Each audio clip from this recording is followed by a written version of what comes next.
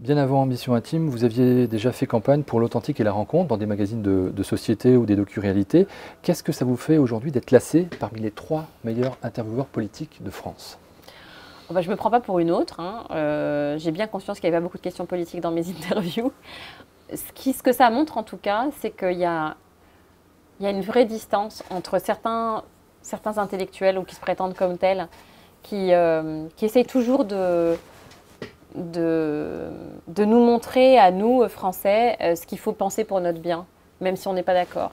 Et la réalité des gens. Et la perception, peut-être qu'ont eu les Français de mon émission, c'était juste une émission qui redonnait une parole humaine à des politiques.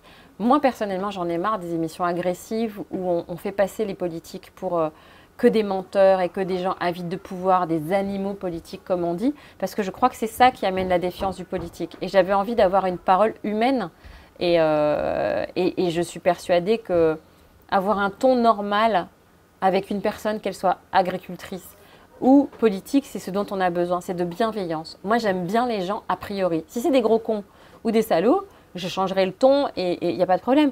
Mais partir du postulat de départ qu'en face, on a un ennemi, je pense que c'est très dangereux. Voilà. Et je crois que les Français en ont marre. Quels sont les prochains taiseux que vous avez envie de faire parler? Alors, j'aimerais bien continuer quand même avec des politiques, on ne les a pas tous faits. Il nous manque quand même le gagnant de la primaire de gauche, et quel qu'il soit, et Emmanuel Macron. J'aimerais qu'il fasse partie d'une autre émission. Et puis s'ils me disent non, ils me diront non. Voilà, j'essaye, je lance des pistes, j'attends leur réponse. Et j'aimerais faire une émission aussi à l'Élysée avec le prochain gouvernement, parce que j'aimerais c'est que dans les 6 mois après leur nomination, on sache qui ils sont. Premier ministre, je sais pas, ministre des Affaires étrangères, enfin des gens qu'on ne connaît pas bien.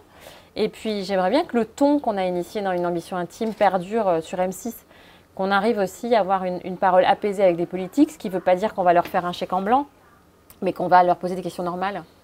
Trump, j'aimerais bien faire son ambition intime. Je vais encore me faire des amis, mais j'aimerais bien faire son ambition intime. En quoi il vous intéresse? Il a un parcours incroyable. Je suis persuadée qu'au départ, il s'est présenté un peu pour une blague, quoi. Et que son ambition est venue en même temps que son succès.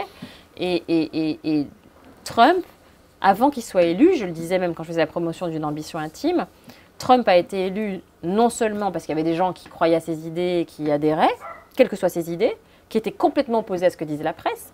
Il s'est pris des scuds pendant toute sa campagne.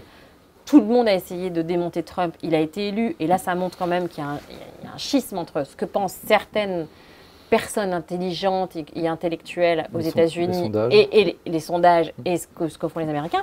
Mais Trump a été aussi élu parce qu'on n'aimait pas Hillary Clinton. Et à un moment donné, Une ambition intime est née aussi de ça.